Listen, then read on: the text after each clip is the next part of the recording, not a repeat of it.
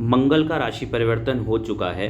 मंगल ने कर्क राशि में प्रवेश किया है, जिसे चंद्रमा की राशि कही जाती है, और माना जाता है कि मंगल कर्क राशि में नीच का परिणाम देते हैं या नीच के हो जाते हैं या डेबिलिटेटेड हो जाते हैं।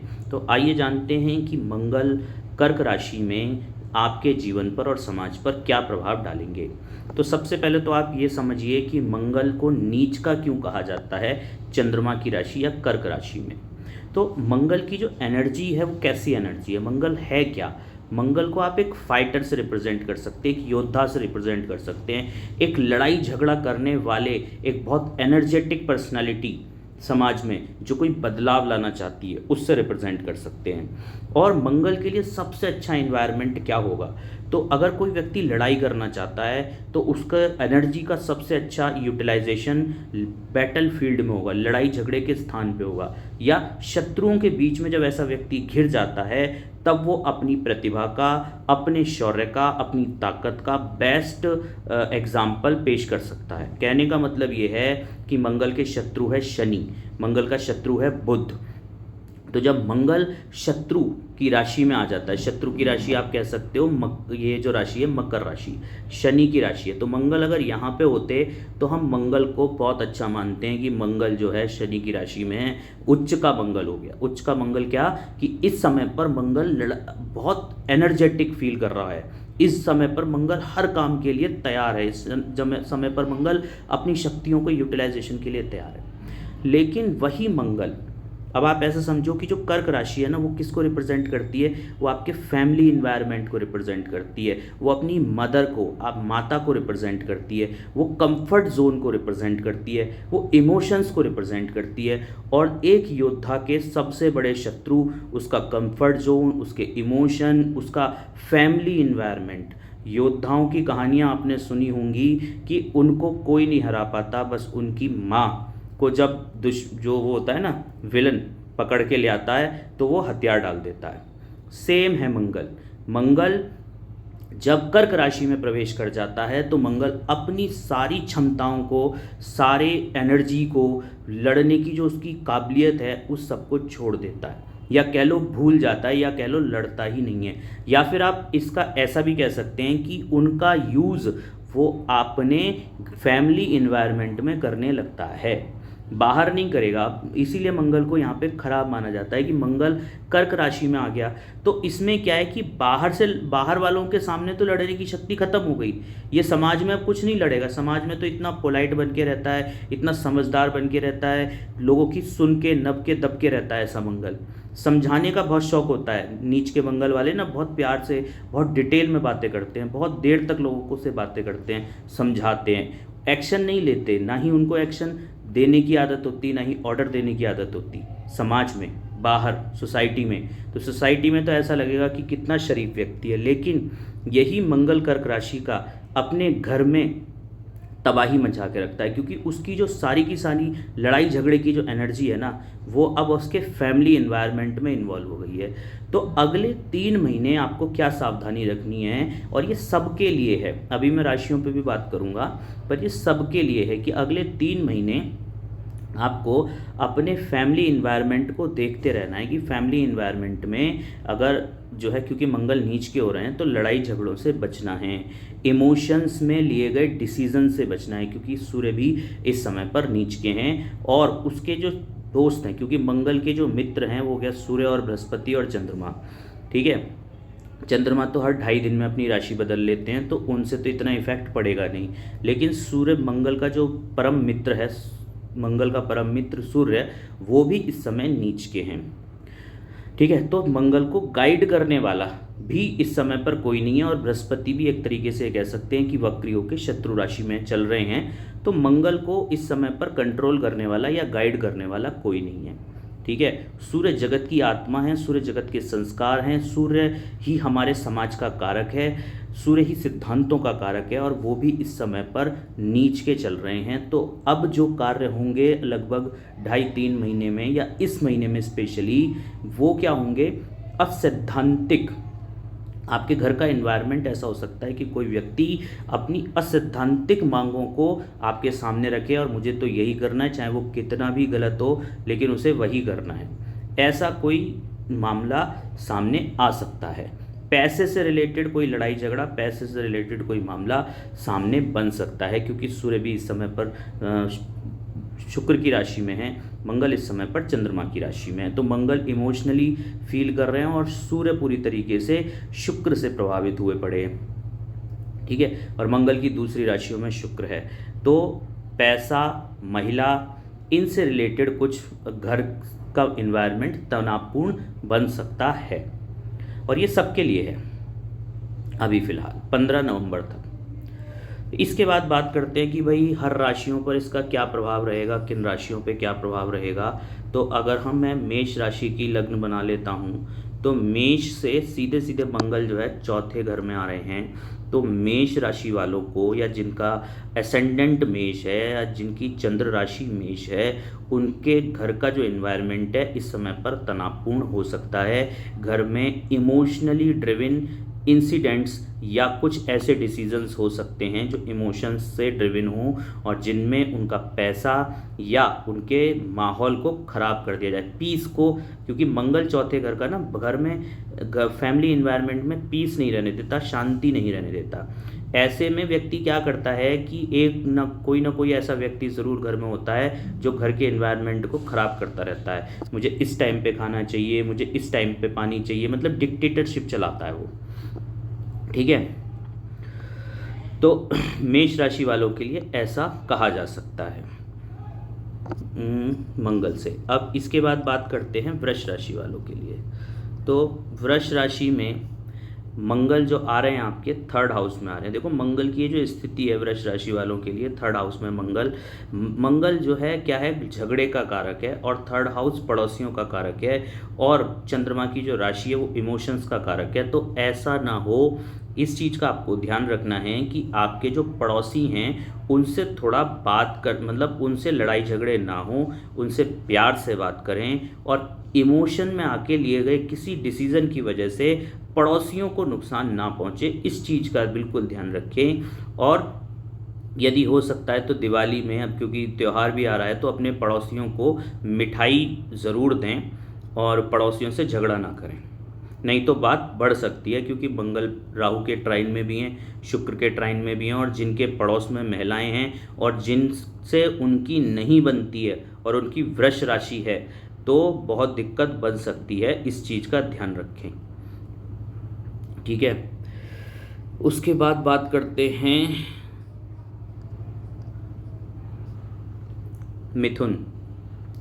मिथुन से मंगल जो है सेकेंड हाउस में आ जाते हैं। अब मंगल सेकेंड हाउस में आके क्या करता है, परिवार में, कुनबे में, चाचा ताऊओं में आर्ग्यूमेंट्स कराता है। वाणी जो है ऐसे लोगों की, सेकेंड हाउस का मंगल में वाणी ऐसे लोगों की खराब हो जाती है, ठीक है। दूसरा शुक्र के ट्राइन में है, राहु के ट्राइन में है। हो सकता है किसी महिला या बाहर की किसी महिला या बाहर का कोई पैसा या बाहर की कोई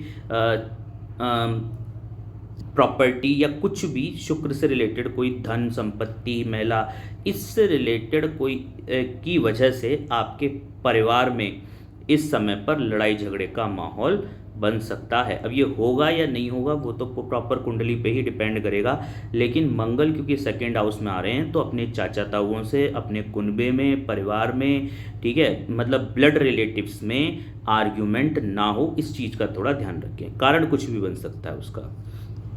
इसके बाद बात करते हैं कर्क राशि वालों के लिए या कर्क असेंडेंट के लिए। तो यहाँ पे तो मंगल लग्न में ही आ गए हैं। अब यदि मंगल लग्न में आ गए हैं तो आप ये देख सकते हो कि इस समय पर एक तो हेल्थ रिलेटेड कुछ इश्यूज़ हो सकते हैं, या आप हो सकता है बहुत लेज़ी हो जाएं, ठीक है, काम करने का आपका मन ना हो, और क्योंकि कैरियर का और फिफ्थ हाउस का स्वामी होके लग्न में पहुंच गया, तो ये भी हो सकता है कि कैरियर से रिलेटेड कोई इवेंट हो सकता है, पॉजिटिव भी हो सकता है, नेगेटिव भी हो सकता है। अगर आप सावधानी से काम लेंगे तो पॉजिटिव इवेंट भी हो सकते हैं, क्योंकि मंगल कर्क का मैंने घर में तो ख़राब देखा है, लेकिन मंगल कर्क का आपको ना समाज में बहुत पोलाइट स्पीकिंग बनाता है। मंगल कर्क का समाज में आपको बहुत डिप्लोमेटिक बनाता है, ठीक है। मंगल कर्क का कभी भी सामने से नहीं लड़ता, मंगल कर्क का हमेशा पीछे से लड़ता है। तो ये समय है कि आप अगर किसी को डिप्लोमेटिक बातें करके कोई काम निकलवा सकते हैं, कोई जॉब से रिलेटेड, कोई इससे रिलेटेड प्यार से बात करके कोई काम अगर आपको निकलवाना है तो ये समय बनता है। लेकिन थोड़ा हेल्थ इश्यूज़ वगैरह का भी ध्यान रखें, बाकी कोई दिक्कत नहीं हो सकती। ऐसे जिनका मंगल नीच का हो जाता है ना, कर्क का हो जाता है, और अगर मान लो पहले से भी मंगल कर्क का ही बैठा हुआ है आपका हॉरोस्कोप में, तो ऐसे लोग हनुमान जी की पूजा में पड़ जाते हैं, हनुमान जी की पूजा पाठ करने लगते हैं, बचपन से ही करते हैं। तो इस चीज़ का भी थोड़ा ध्यान रखो कि हनुमान जी की पूजा पाठ यदि आप करते हैं तो पूरे विधि विधान से और पूरे परहेज से करें। बहुत सारे लोगों को मैंने देखा है कि जिनका मंगल नीच का होता है, रोज़ हनुमान चालीसा पढ़ते रहते हैं, लेकिन उनको कोई इफ़ेक्ट उसका नहीं मिलता है, क्योंकि वो अपने जीवन में हनुमान जी के कैरेक्टरिस्टिक्स को तो लाते नहीं हैं, लेकिन हनुमान चालीसा को दिन रात पढ़ते हैं। इसके बाद बात कर लेते हैं सिंह राशि के लिए। सिंह राशि के लिए अब देखो, सिंह राशि का पहले तो क्या है कि स्वामी भी इस समय नीच का चल रहा है ना। सूर्य जो सिंह राशि का स्वामी है वो इस समय पर नीच का चल रहा है। दूसरा, मंगल भी इस समय पर उसका लग्न का जो मित्र है मंगल इस समय पर नीच का हो गया। सिंह राशि वालों को स्पेशली ध्यान देना है कि कोई लड़ाई झगड़ों से वो बचें, क्योंकि सूर्य नीच का है और थर्ड हाउस में पहुंच गए हैं। पहली चीज़ ये, मंगल की दृष्टि में भी आ रहे हैं, फोर्थ दृष्टि भी मंगल की यहाँ से पड़ेगी, और शनि भी यहाँ पे, वैसे तो बकरी हैं लेकिन शनि भी ट्राइन में बन रहे हैं। तो इस चीज़ का इनको ध्यान रखना है कि इस समय पर कोई दुर्घटना ना हो जाए, लड़ाई झगड़े ना हो जाएं, कोई एक्सीडेंट कार का या कोई वाहन से कोई एक्सीडेंट ना हो, इस चीज़ का थोड़ा सा ध्यान रखें। ठीक है, राहु भी इनके अष्टम में चल रहा है इस समय पर, और बाकी तो कुछ खास नहीं। केतु सेकंड हाउस में है, पैसे का नुकसान हो सकता है, लड़ाई झगड़ों से बचें, और जो है एक्सीडेंट वगैरह से बचें। ठीक है, इसके बाद बात कर लेते हैं कन्या राशि वालों के लिए।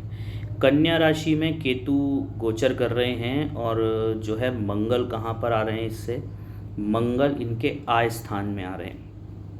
ठीक है, और मंगल आय स्थान में आ रहे हैं। ठीक है, तो कन्या राशि वालों का क्या है ना, पिछले लगभग 1-1.25 साल से ये बहुत आइसोलेटेड अपने आप को फील कर रहे हैं, क्योंकि केतु इनके लग्न में चल रहे हैं। अगर किसी का कन्या लग्न है या कन्या राशि है, दोनों ही केसेस में क्या है कि चंद्रमा अगर यहाँ पे आपके बैठे हुए हैं और चंद्रमा के ऊपर से केतु का गोचर हो रहा है, तो ये क्या है, आपके काम को नहीं बनने देता है। आप बहुत प्रयास कर रहे हैं इस समय पर और काम नहीं बन पा रहे हैं लगभग 1 साल से। दूसरी चीज़, वो काम ना बनने की वजह से आप अपने आप को बहुत अकेला फील कर रहे हैं, बहुत आइसोलेटेड फील कर रहे हैं। ठीक है, तीसरी चीज़ ये है कि मंगल भी क्योंकि इस समय पर नीच के हो गए हैं और आपके आय स्थान में बने हुए हैं, वो तो आप इसको ऐसा कह सकते हो कि जो आपका फ्रेंड सर्कल है, जो आपकी कम्युनिटीज़ हैं, जिन भी लोगों के साथ आप बात करते हैं, बैठते हैं, चर्चा करते हैं परिवार के अलावा, ठीक है, वहाँ पर थोड़ा आर्ग्यूमेंट से बचें, वहाँ पर वाद विवाद से बचें। वहाँ पर आर्ग्यूमेंट ही होंगे वैसे तो, वहाँ पर डिप्लोमेटिकली बात करें, सोच समझ के बात करें, डिप्लोमेटिक बातें करें। अदरवाइज़ ये आपके आर्ग्यूमेंट को बढ़ा सकता है आपके फ्रेंड्स के साथ, फ्रेंड सर्कल के साथ। ठीक है, तुला राशि की बात करते। तुला राशि में क्या है कि सूर्य स्वयं बैठे हुए हैं तुला राशि में इस समय पर 15 नवंबर तक, और मंगल इनके 10th हाउस में बैठे हुए हैं। तो मंगल इनके यदि 10th हाउस में बैठते हैं तो देखो 10th हाउस में नीच का मंगल बैठा हुआ है, तो ये हो सकता है कि आपको ना आपके वर्क प्लेस पर प्रॉब्लम्स आए, सडन कुछ ऐसे अनएक्सपेक्टेड इवेंट्स, क्योंकि 7th हाउस का भी का लॉर्ड बन रहा है, सडन कुछ अनएक्सपेक्टेड इवेंट आपके वर्क प्लेस पर हों, पर यदि आप अब उनको डिप्लोमेटिक वे में डील करते हैं, समझदारी से, पोलाइटनेस से डील करते हैं, इमोशंस में आके डिसीज़न नहीं लेते हैं, तो ये आपको सफलता दे सकता है। ठीक है, मंगल 10th हाउस में है, लेकिन शर्त वही है कि इमोशंस के साथ डिसीज़न नहीं लेना, पोलाइटली रहना है और डिप्लोमेटिक बन के रहना है। तब ये आपके काम को करा सकता है। अब ये मंगल का सिर्फ मैं विश्लेषण कर रहा हूँ, यदि आपकी हॉरोस्कोप में और भी सिचुएशंस बनती हैं, दृष्टियाँ बनती हैं, ग्रह गोचर बनते हैं, जिनके अनुरूप ये स्थितियाँ बदल सकती हैं, प्रेडिक्शन बदल सकती हैं। लेकिन फिर भी अगर वर्क प्लेस पर प्रॉब्लम्स आ रही हैं, है ना, कैरियर में इश्यूज आ रहे हैं, तो वहाँ पे आपको बहुत समझदारी से डील करना पड़ेगा, बहुत डिप्लोमेटिक वे में डील करना पड़ेगा। इसके बाद बात करते हैं वृश्चिक। वृश्चिक लग्न से 9th में मंगल जा रहे हैं।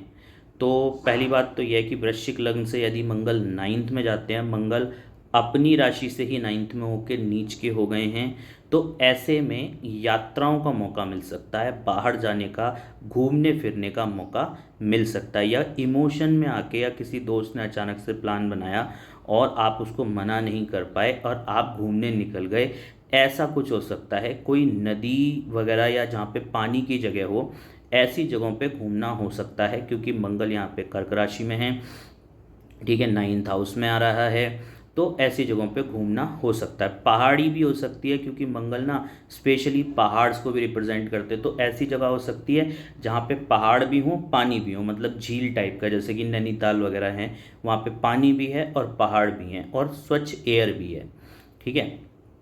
तो ऐसे में हो सकता है, लेकिन इसमें पैसे की काफ़ी खर्च खराबी हो सकती है, इस चीज़ का भी ध्यान दें। और बाकी नेगेटिव पॉइंट इन लोगों के लिए, नेगेटिव पॉइंट इन लोगों के लिए कुछ नहीं है, बस नेगेटिव पॉइंट यही हैं कि अपने जो धर्म के सिद्धांत हैं, क्योंकि 9th हाउस धर्म का है, सिद्धांतों का है, मंगल नीच का होकर वहाँ बैठ जाता है, तो ऐसे व्यक्ति धर्म के सिद्धांतों को नहीं मानते। मतलब हो सकता है कि वो जो है नॉनवेज ना खाते हों, लेकिन इस बार खा लें, या वो हो सकता है कि उन्होंने कोई कसम खा रखी हो लेकिन वो इस बार तोड़ दें, ऐसा कुछ छोटी मोटी चीज़ें हो सकती हैं। मतलब बड़ा कोई इसमें कोई खास नुकसान नहीं है। पैसा फंस सकता है क्योंकि आपके 11th में केतु बैठे हुए हैं, ठीक है।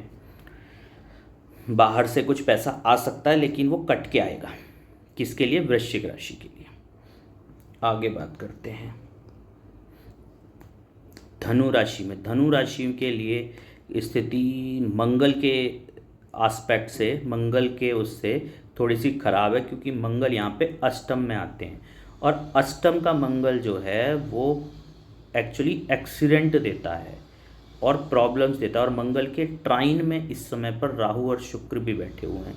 तो जो एक्सीडेंट ये देगा, ये बड़े एक्सीडेंट दे सकता है, क्योंकि राहु की वजह से, है ना, शुक्र की वजह से, तो और उसमें महिला कोई इन्वॉल्व हो सकती है। तो ये जो धनु राशि वाले जातक हैं, ये थोड़ा सा ध्यान दें, क्योंकि पहली चीज़ तो ये है कि मंगल इनके अष्टम में आ रहे हैं। अगले 3 महीने इनकी लाइफ में कोई बड़े सडन इवेंट हो सकते हैं जो इनकी लाइफ को बदल सकते हैं, ठीक है। और वो इवेंट होंगे किस वजह से? वो इवेंट होंगे गलत कामों को करने की वजह से, मतलब जो गलत है उसका साथ देने की वजह से, क्योंकि मंगल यहाँ पे चंद्रमा की राशि में है, ठीक है। तो ऐसा काम कोई आप कर रहे हो जो कि आपको पता है कि गलत है, लेकिन फिर भी वो काम आप कर रहे हैं, अगर वो यात्राओं से संबंधित है, कहीं कहीं घूमने फिरने जाने से संबंधित है, क्योंकि शनि यहाँ पे 3rd हाउस में बैठे हुए हैं, वक्री हो रहे हैं, ठीक है, और 9th हाउस को देख रहे हैं, शत्रु राशि को देख रहे हैं, ठीक है। 11th में सूर्य आ चुके हैं, चंद्रमा यहाँ पे जिस दिन मैं वीडियो बना रहा हूँ, चंद्रमा यहाँ 7th में है, ठीक है। राहु मंगल के ट्राइन में हैं। तो यदि कोई ऐसा काम आप कर रहे हैं जिसमें घूमने फिरने जाने का विचार आप बना रहे हैं, ठीक है, या कहीं से आप ऐसा अनैतिक पैसा आपके पास आ रहा है, क्योंकि सूर्य 7वीं राशि में, कहीं से अनैतिक पैसा आपके पास आ रहा है, मतलब सडन कोई अचानक से, मतलब मान लो कोई ऐसा पैसा जो आपने एक्सपेक्ट ना करा हो, जो आपकी मेहनत की कमाई का ना हो, ऐसे पैसे को लेकर यदि आप घूमने जाते हो तो वहाँ पर घूमने फिरने जाने में बड़ी दिक्कत हो सकती है। इस चीज़ का ध्यान रखें, क्योंकि मंगल अष्टम में बैठा हुआ है।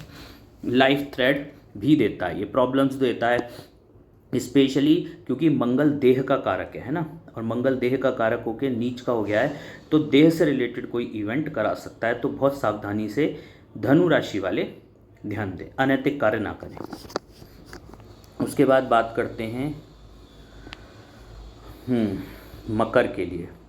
मकर के लिए यदि हम बात करें तो मकर के लिए आपका जो मंगल है वो 7th हाउस में आ चुका है। 7th हाउस सडन इवेंट्स देता है, और ऐसे इवेंट जो कि आपने एक्सपेक्ट ना करे हों, ऐसे इवेंट जो आपके विरोधी चाहते हों, ऐसे इवेंट जो आपने कभी सोचे ना हो लेकिन आपके जो विरोधी हैं या आपके जो पार्टनर्स हैं या जो आपसे जलते हैं वो लोग ऐसे इवेंट चाहते हो, वैसा कोई इवेंट हो सकता है।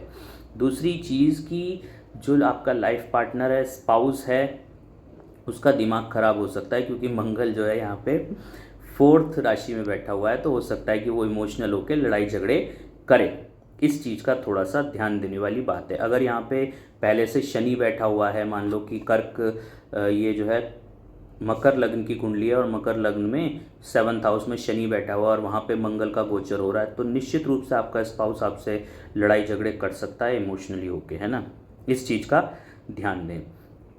और बाकी तो कुछ खास नहीं है। हाँ, वही फैमिली इन्वायरमेंट का, लड़ाई झगड़ों का, स्पाउस के द्वारा पति या पत्नी के द्वारा लड़ाई झगड़ों की संभावनाएं बनती हैं, इस चीज़ का ध्यान दें।